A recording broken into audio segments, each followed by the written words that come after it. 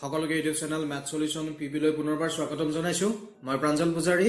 আজি এই ভিডিঅটোত পৰীক্ষাৰ কাৰণে প্ৰফিট এণ্ড লছ আৰু সিম্পল ইন্টাৰেষ্টৰ কেইটামান কোৱেশ্চন মই ডিসকাস কৰিম আৰু সেই কোৱেশ্চন কেইটা মই শৰ্ট ট্ৰিক মেথডত সলভ কৰি দেখাম এই ভিডিঅটোত থকা কোৱেশ্চন কেইটা আপোনালোকৰ পৰীক্ষাত যথেষ্ট সহায় কৰিব কাৰণ এইকেইটা যথেষ্ট ইম্পৰ্টেন্ট কোৱেশ্চন হয় সো ভিডিঅটো শেষলৈকে চাব আৰু ভিডিঅটো চাই কেনে পালে মোক কমেন্ট কৰি জনাব আহকচোন ভিডিঅটো ষ্টাৰ্ট কৰো এটা ফাৰ্স্ট কোৱেশ্চনটো আছে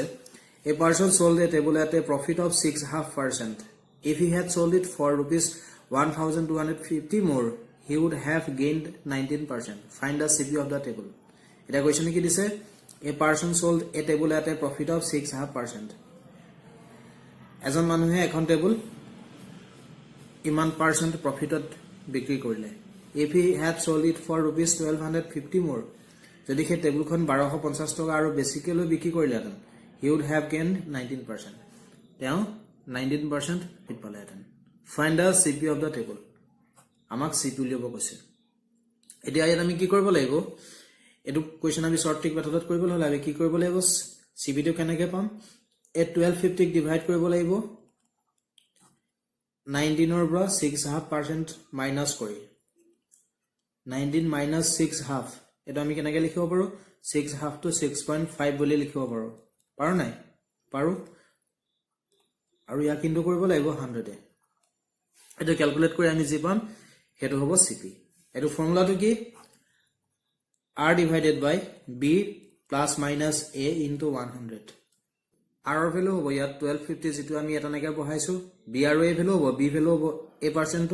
আৰু a ভ্যালু হ'ব a2% খালি এইখিনি এটা কথা মনত ৰাখিব প্লাস মাইনাস সিম্বলটো দেখিছে নহয় এটো মাইনাস কেতিয়া হ'ব যেতিয়া both are profit or loss এই দুইটা কন্ডিশন যদি প্রফিট অর লস হয় তেতিয়া কি হয় মাইনাস মাইনাস কেতিয়া হ'ব when both profit or loss মানে দুইটা লাভ বা যদি লোকসান হয় তেতিয়া কি হ'ব এই সিম্বলটো মাইনাস হ'ব আৰু প্লাস কেতিয়া হ'ব when one is profit other is loss one is profit other loss মানে আমাক যদি 8% প্রফিট বুলি দিলে হেতেন আৰু 8% লস বুলি দিলে হেতেন তেতিয়া কি হলতেন এটো সিম্বল প্লাস হলতেন ঠিক আছে এই কন্ডিশন দুটা খালি মনত ৰাখিব এটা আমি ক্যালকুলেট কৰিম 1250 19 ৰ পৰা 6.5 আমি মাইনাস কৰিলে পাম 12.5 into 100 12.5 টো পইণ্ট আঁতৰাইলে ইয়াত তেনে আমি ইনটু কৰিব লাগিব তেতিয়া হ'ব ওপৰ 1250 into 10 into 100 100 টো আছে ওপৰৰ সংখ্যা এনেকৈ লিখিছো তলত 125 হ'ব ঠিক আছে 125 এ ইয়া ক্যান্সেল যাব 10 ইনটু কৰিলে আমি পাম 1 এ হ'ব 0 কেটা আছে 1 2 3 4 so CP of the table is 10000 cost price কিমান হ'ব টেবুল খনৰ 10000 এটা হৈছে ইয়াৰ সলিউশন ঠিক আছে নেক্সট কোৱেশ্চন আছে if the cost price of 20 articles is equal to the selling price of 18 articles then find the profit percentage এটা আমাক কি দিছে cost price CP of 20 article equal to the selling price SP of 18 article profit percentage আমাক find কৰিব কৈছে এটা কোৱেশ্চনৰ profit percentage টো কেনেকৈ ওলাব ফৰ্মুলাটো হৈছে a minus b by b into 100% ফৰ্মুলাটো এটো a minus b by b into 100% যতে a ভ্যালু হ'ব 20 আৰু b ভ্যালু হ'ব 18 ঠিক আছে এটা আমি পুট কৰিলে পাম 20 minus 18 divided by 18 into 100 20 পৰা 18 মাইনাস কৰিলে আমি পাম 2 divided by 18 2 18 ক্যান্সেল যাব 9 into 100 ওপৰ 100 থাকিলে তলত 9 থাকিলে ক্যান্সেল যাব না আৰু না যায় 100 ক 9 এ ডিভাইড কৰিলে আমি পাম 11.11 এটা নাকি ওলা গৈ থাকিব 11.11% so profit percentage to কিমান হ'ব 11.11% ইয়াত মই কি কৰিলো এ 20 পৰা 18 মাইনাস কৰিছো আকৌ 18 এ ডিভাইড কৰিছো আৰু ইনটু কৰিছো 100 কেলে ইনটু 100 এ কৰিছো পাৰ্সেন্টেজ টু ফাইন্ড কৰিবলৈ দিয়া কাৰণে ঠিক আছে এটা হৈছে ইয়াৰ সলিউশন নেক্সট কোৱেশ্চন আছে if Ram buys 10 pens for rupees 25 and sells 9 pens for rupees 25 then find a gain percentage আমাক ইয়াত gain percentage to উলিয়াব কৈছে gain percentage to কেনেকৈ ওলাব ফৰ্মুলাটো হৈছে my minus nx divided by nx into 100 যত m আৰু n ৰ ভ্যালু হ'ব m ৰ ভ্যালু হ'ব 10 আৰু n ৰ ভ্যালু হ'ব 9 y ভ্যালু হ'ব 25 আৰু x ৰ ভ্যালু হ'ব 25 ঠিক আছে এটা আমি পুট কৰিলে পাম 10 into 25 minus nx 9 into 25 divided by 9 into 25 into 100 এটা যদি আমি ডাইৰেক্ট চাও তেতিয়া আমি কি দেখিম 10 ৰ লগত 25 ইনটু কৰিছো মাইনাস কৰিছো 9 ৰ লগত 25 ইনটু কৰি আৰু ডিভাইড কৰিছো 9 into 25 তাই ইনটু কৰিছো 100 এ পাৰ্সেন্টেজত ফাইন্ড কৰিব কৰাৰ কাৰণে 100 এ ইনটু কৰিছো ঠিক আছে এতিয়া ইয়াত আমি 25 টো কমন ল'ব পাৰিম ওপৰত তেতিয়া থাকিব 10 ইয়াত থাকিব 9 তলত 9 into 25 into 100 25 10 ৰ পৰা 9 মাইনাস কৰিলে আমি পাম ওপৰত 1 9 into 25 into 25 এই 25 এ 25 এ ক্যান্সেল গল সো 100 ইয়াত অলৰেডি আছে সো কি থাকিলে 100 by 9 ডিভাইড কৰিলে আমি কি পাম ওপৰটো নিচিনাকৈ 11.11% এটা হৈছে our solution ঠিক আছে নেক্সট কোৱেশ্চন আছে a sold a machine to b at a profit of 30% b sold it to c at a loss of 20% if a paid rupees 5000 for this machine then find the cost price of machine for c a sold a machine to b at a profit of 30% a at b keta machine sold কৰিলে 30% profit to b sold it to c at a loss of 20% b as c বিক্ৰী কৰিলে 20% loss to if a paid rupees 5000 for this machine a machine to কাৰণে কিমান টকা দিছিল 5000 মানে 5000 দি a machine to কিনিছিল then find the cost price of machine for c এতিয়া আমাক find কৰিব কৈছে c এ machine to কিমান টকা দি কিনিছিল ঠিক আছে cp for c কেনেকৈ ওলাব এটা আমি এটা ফৰ্মুলা ইউজ কৰিব লাগিব সেই ফৰ্মুলাটো হৈছে cp of a into 1 plus minus x by 100 into 1 plus minus y by 100 cp of a মানে a কিমান টকাত মেচিন টো কিনিছিল 5000 হয়নে into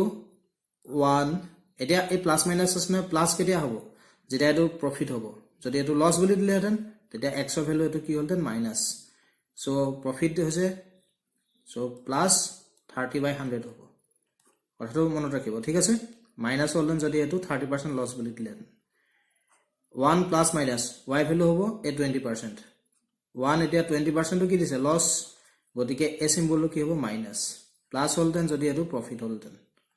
1 minus 20 by 100 এটো 0 ক্যান্সেল গল এটো 0 ক্যান্সেল গল 5000 into এটো প্রসেস হতে কৰিলে আমি পাম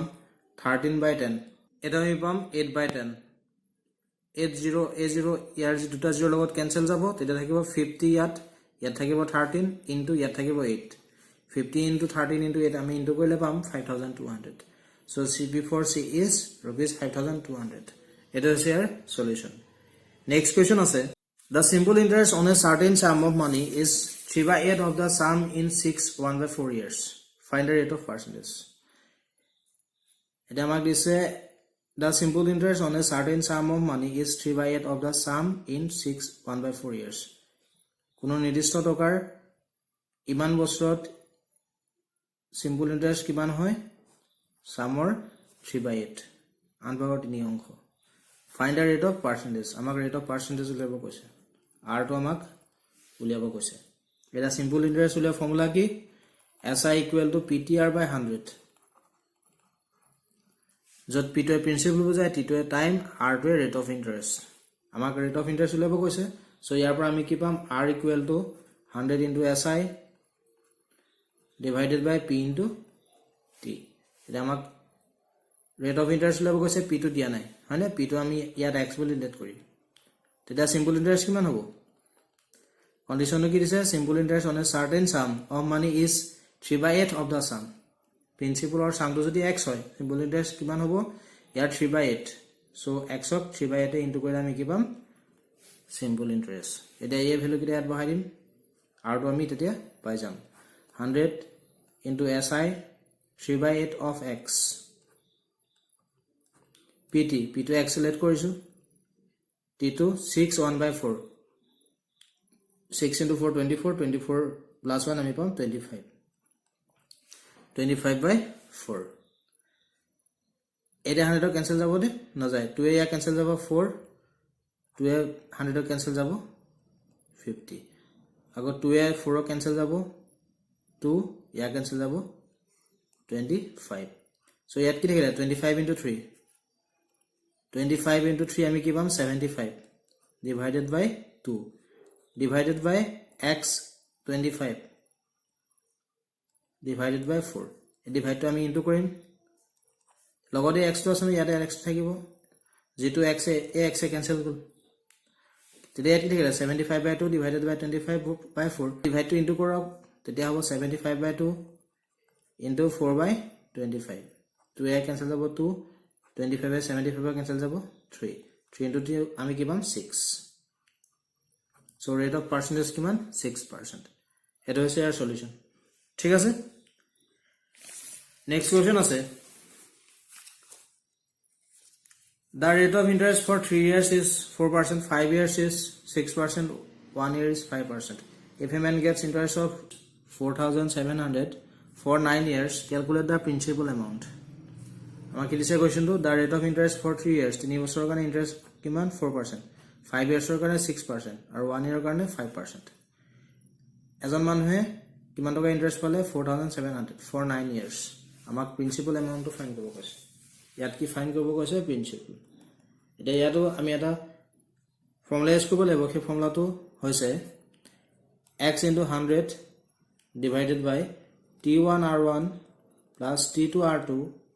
plus t3 r3 ঠিক আছে so the x ভ্যালু হবো 4700 into 100 t1 এর ভ্যালু হবো 3 into r1 এর ভ্যালু হবো 4 plus t2 ভ্যালু হবো 5 into r2 ভ্যালু হবো 6 plus t3 ভ্যালু হবো 1 আৰু r3 ভ্যালু হবো a5 এটো ক্যালকুলেট কৰি আমি জিপাম হেটো হবো প্ৰিন্সিপাল 4700 into 100 3 into 4 আমি পাম 12 plus 5 into 6 পাম 30 plus 1 into 5 পাম আমি 5 4700 into 100 এইটা প্লাস কৰিলে হবো 30 plus 12 42 plus 5 47 47 ইয়া ক্যান্সেল যাব 100 into 100 থাকিব 1 into 1 মানে হবো 0 কেটা আছে দুটা দুটা চাৰিটা সো আমি কি পালো প্ৰিন্সিপাল 10000 এটো হৈছে ইয়াৰ সলিউশন ঠিক আছে নেক্সট কোৱেশ্চন আছে a sum of money becomes 4 times in 20 years calculate the rate of interest a sum of money becomes 4 times in 20 years calculate rate of interest আমাক ইয়াত r বুলি ফাইন্ড কৰিব কৈছে ঠিক আছে এটো আমি কি কৰিম 4 পৰা 1 মাইনাস কৰিম r তাক ডিভাইড কৰিম 20 আৰু ইনটু কৰিম 100 এ তেতিয়া আমি কি পাই যাম rate of interest formula to ki n minus 1 divided by t into 100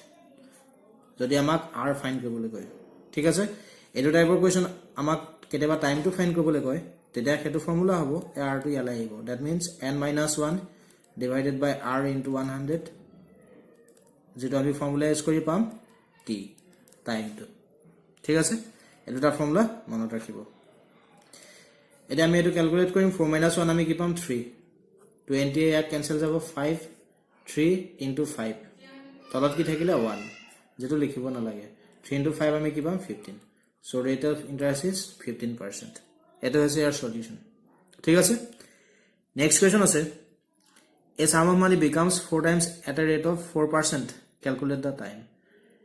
ইয়াত আমাক rate of interest দিয়া আছে টাইম টু ফাইন্ড কৰিব কৈছে সো আমি কোনটো ফৰ্মুলা ইউজ কৰিম n minus 1 into 100 এটো ফৰ্মুলা ইউজ কৰি এটো কৰিব